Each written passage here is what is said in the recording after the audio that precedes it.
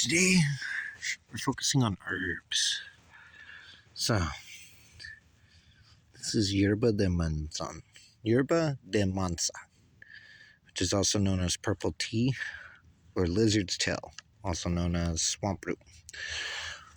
As you can see, beautiful worm culture starting to happen there. That's always a good sign. That means that you're coming around good quality product. You could always spot them in the middle of winter with these beautiful tips coming up if you remove the leaf matter around them.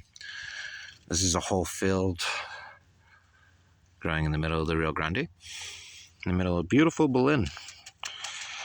And today we're grabbing a little from there.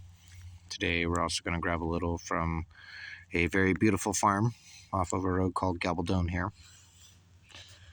They're so polite to us, let us go pick today, so we're going to go for it.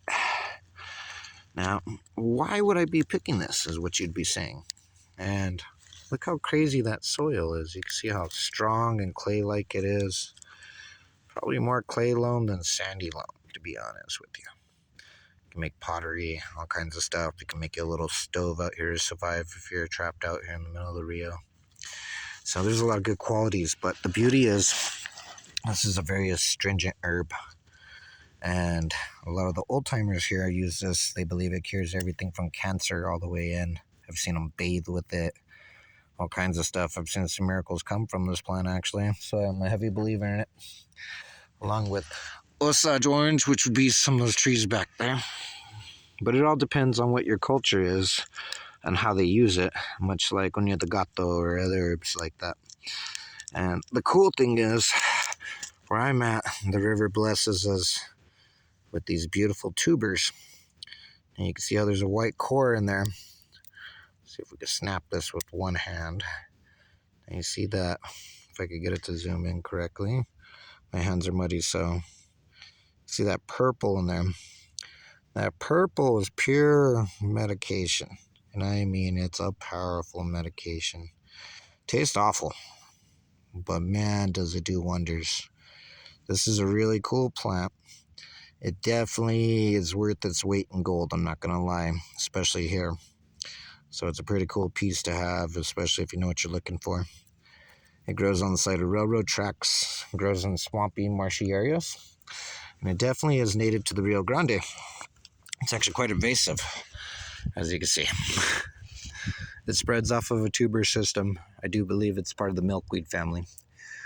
And the properties on it are just so much to list, it's not even worth really speaking all that way about it. Really cool product. Sadly, we see a lot of people dump garbage in this beautiful area now. Can't get over that. Those are Osage orange trees right in front of me. They use that for curing cancer too. They freeze it and then they grate it off and then put it in food. So, a lot of cool stuff here. If you stay along with our channel, you'll see many other items that come from this one specific area, from wild asparagus, gooseberries on in. So stay along, stay tuned, and follow us. And if you decide you want to get your hands on this product, you can look us up on Facebook on A-Frame Nursery. Go ahead and talk with me. Find out how much it is and how we could get it in your hands. So that's always going to be a big thing to start off with. We are a beginning company, so take your time with us and be patient. Usually we reward patience, so that's always a great thing, right? And look at all those worms that just came out of that just from shaking this beautiful tuber. This is actually going to a local herb store within a boundary of 2 days after it's cleaned up. So stay tuned. There'll be a lesson on how to brew it.